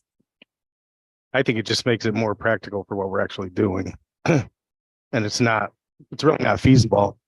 These are religious things and all the things we've talked about. So, and we release the schedule way in advance. So if you can't plan your schedule ahead, then I don't know what else to say about that. Yeah. And ideally, Councilmember Friedman, for this constituent, if the schedule is posted by October 1st, then hopefully there's plenty of time for them to plan for that and we won't have to worry about rescheduling meetings. Yeah, and I will say also that a lot of the changes that we make that create what appears to be an irregular schedule are also potentially beneficial for constituents as well. While I understand where this particular constituent is coming from, this year I think our regular meeting would have fallen, for example, on the Monday and Wednesday of the week of Thanksgiving, and so anyone who wanted to come attend a meeting might also be relieved to find out that we're following the same, or we're arranging the schedule around the same holidays, or at least some of the same holidays that they will potentially be celebrating as well. Okay, thank you. All right, one more, Lee, I got a fireworks display for Stillwater State. Yes, they're doing fireworks again on New Year's Eve. The fire marshal has signed off on it. And they should be good to go. Okay, any questions on that? Okay, we got quite a number of pending legislation. Anything point out, anything that changed, Lee? Anything we should be aware of? The very last one, 299, the rezone portions of Conklin Ave, that's going to require a public hearing. So tomorrow night, well, Wednesday night, we'll set the public hearing for that. And then we'll have to vote on that in July. Wow, January, excuse me. So we're setting the public hearing Wednesday. We're not having the public hearing, right? That's correct. Okay. Okay. So. Planning Commission appointment. Do we have any discussion on that? I don't. Do we have any? I get that. Do we have anybody have any discussion on the Planning Commission appointment? It's on the agenda, so. Okay, seeing none of them. What's that? Any other discussion for what?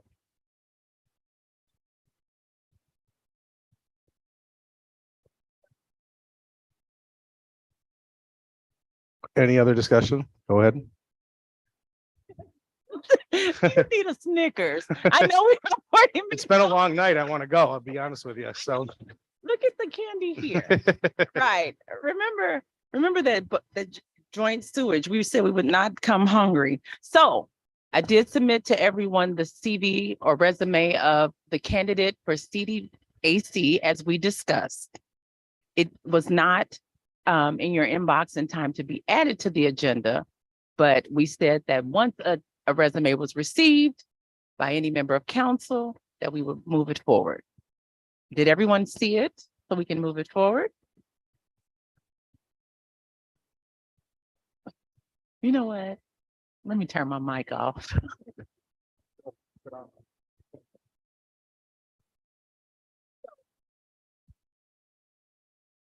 It'd say that once a CV or a resume was submitted, we would take that. Everyone had the opportunity to do so. You had the opportunity to review it. We received it today. Can we move that forward?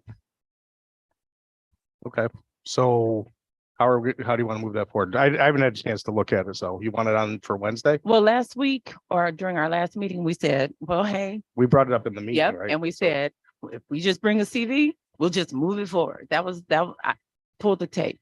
So we're pulling it. That will be our. So you want to act on, I haven't even had a chance to look at the resume. Yes, I would like to move that be our council recommendation.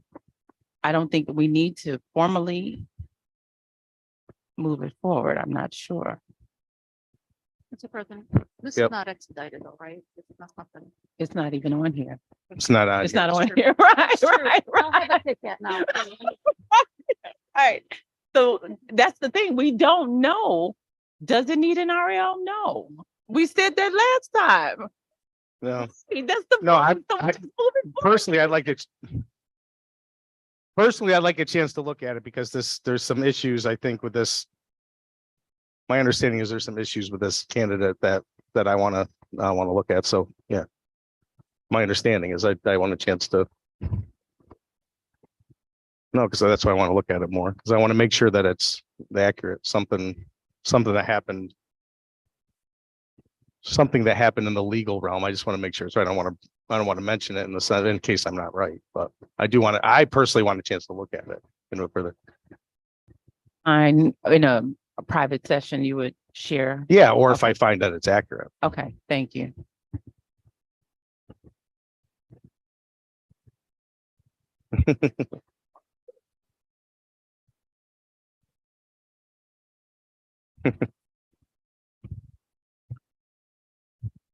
All right, do we have a motion to adjourn?